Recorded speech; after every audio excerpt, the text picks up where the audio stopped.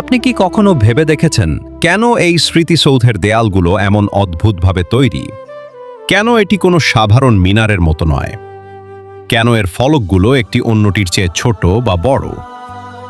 সাভারের নবীনগরে দাঁড়িয়ে থাকা ১৫০ ফুট উচ্চতার এই কংক্রিটের মিনারগুলো কেবল ইট পাথরের কোনো স্থাপত্য নয়। এর প্রতিটি ইঞ্চিতে মিশে আছে ৩০ লক্ষ শহীদের রক্ত, ২ লক্ষ মা বোনের আত্মত্যাগ এবং একটি জাতির জন্মের হাহাকার।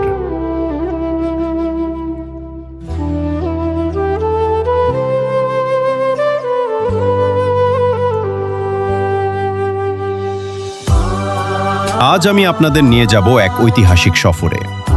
আজ আমরা জানব বাংলাদেশের মানচিত্র রচনার সেই ৭টি ধাপের গল্প, যা এই ৭টি দেয়ালের ভাঁজে ভাঁজে লুকিয়ে আছে।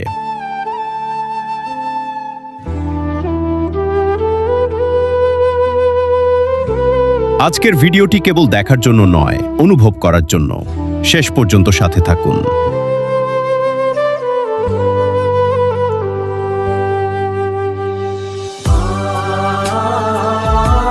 ১৯৭১ সালের ১৬ই ডিসেম্বর রেসকোর্স ময়দানে পাকিস্তান সেনাবাহিনী যখন আত্মসমর্পণ করল, তখন বিশ্ব মানচিত্রে উদয় হল লাল সবুজের বাংলাদেশ।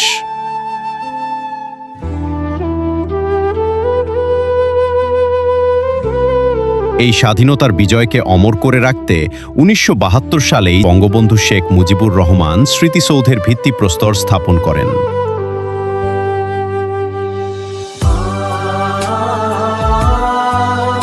কিন্তু এর বর্তমান নকশাটি চূড়ান্ত হয় অনেক পরে। ১৯৭৮ সালে এক জাতীয় প্রতিযোগিতার মাধ্যমে তরুণ স্থপতি সৈয়দ মাইনুল হোসেনের নকশাটি নির্বাচিত হয়।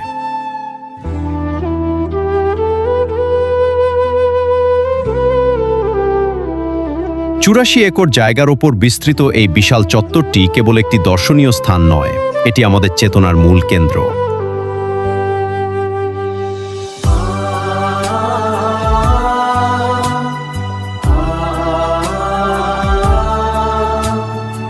স্মৃতিসৌধের দিকে তাকালে আপনি ৭টি ত্রিভুজাকৃতি দেয়াল দেখতে পাবেন। এটি কোনো কাকতালীয় বিষয় নয়। এই ৭টি দেয়াল বাঙালির মুক্তি সংগ্রামের ৭টি মাইল ফলককে প্রতিনিধিত্ব করে।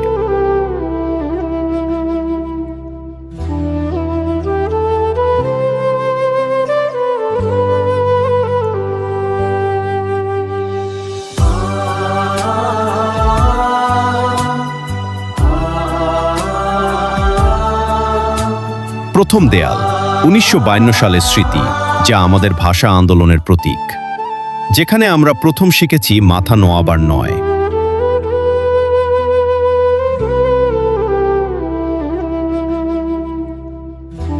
দুই, দ্বিতীয় দেয়াল ১৯৫৪ সালের স্মৃতি, যুক্তফ্রন্ট নির্বাচনের বিজয়।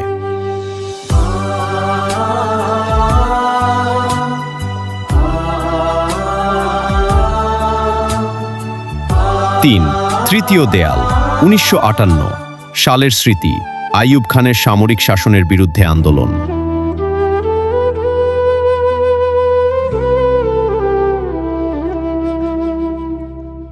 ৪, চতুর্থ দেয়াল ১৯৬২ সালের স্মৃতি, কমিশনের শিক্ষা আন্দোলন।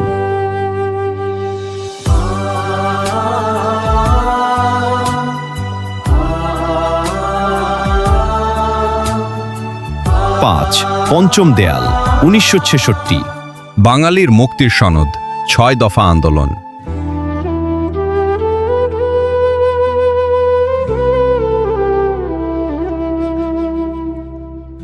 ৬, ষষ্ঠ দেয়াল ১৯৬৯ সালের স্মৃতি, ঐতিহাসিক গণ অভ্যুত্থান।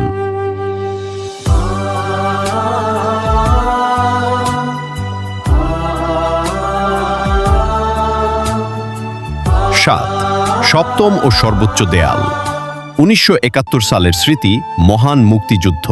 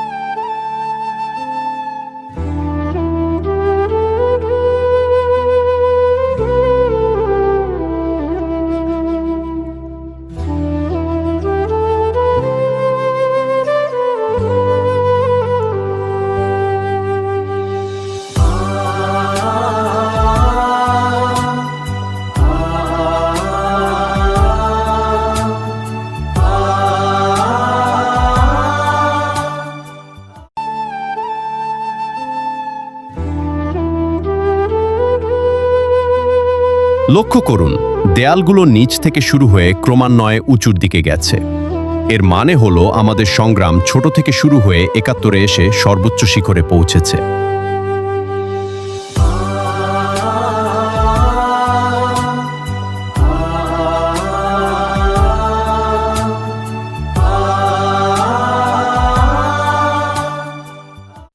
স্থপতি সৈয়দ মাইনুল হোসেন এই নকশায় এক অদ্ভুত দর্শন ব্যবহার করেছেন।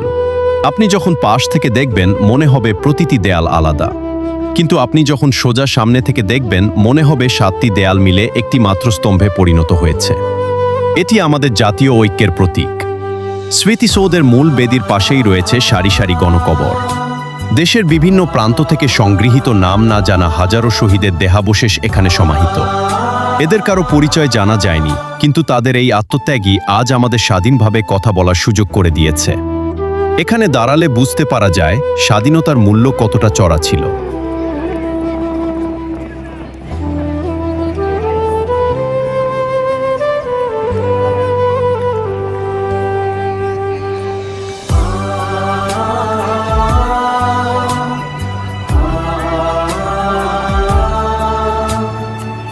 ইতিহাসের বাইরেও এই স্মৃতিসৌধ এলাকাটি অত্যন্ত সুন্দর একটি পর্যটন কেন্দ্র।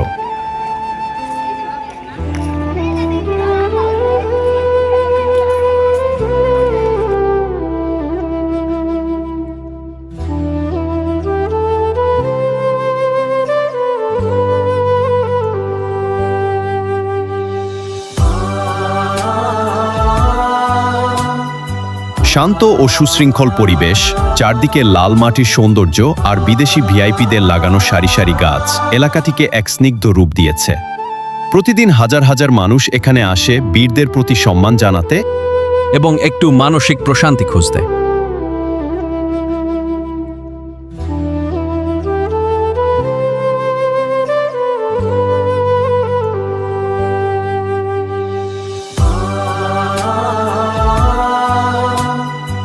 বিশেষ করে ২৬শে মার্চ এবং ১৬ই ডিসেম্বর এখানে লাখো মানুষের ঢল নামে।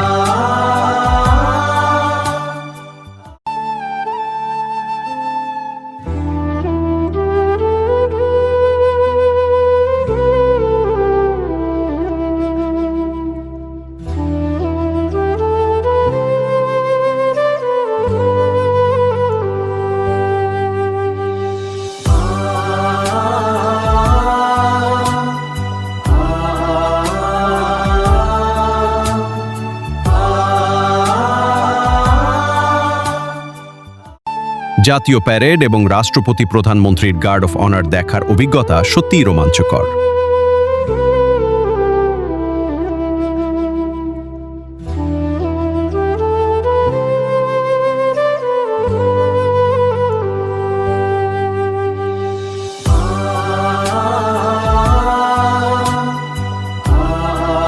স্মৃতিসৌধ কেবল দেখার জায়গা নয়, এটি শেখার জায়গা।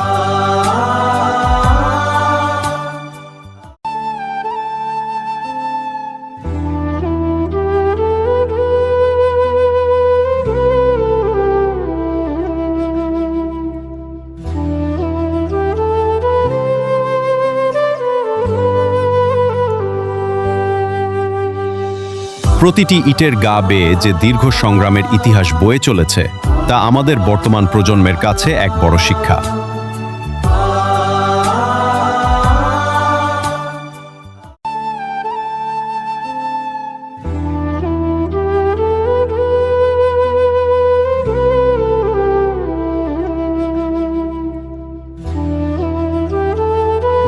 আমরা যেন ভুলে না যাই এই পতাকাটি পেতে আমাদের কত রক্ত দিতে হয়েছে।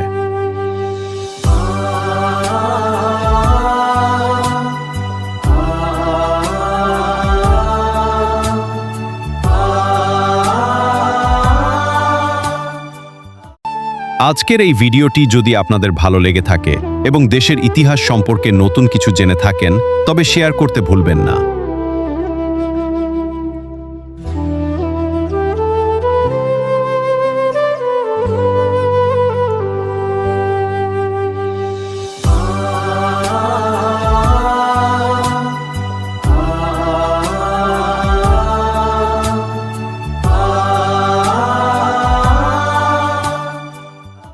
আপনার একটি শেয়ার হয়তো অন্য কারো মনেও দেশপ্রেম জাগিয়ে তুলবে।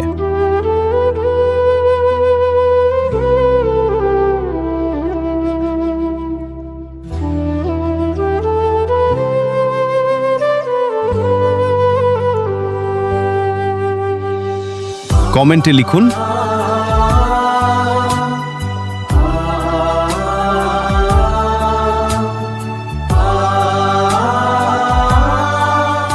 দেখা হবে পরবর্তী কোনো ভিডিওতে। ততক্ষণ পর্যন্ত ভালো থাকুন, দেশকে ভালোবাসুন। আল্লাহ হাফেজ।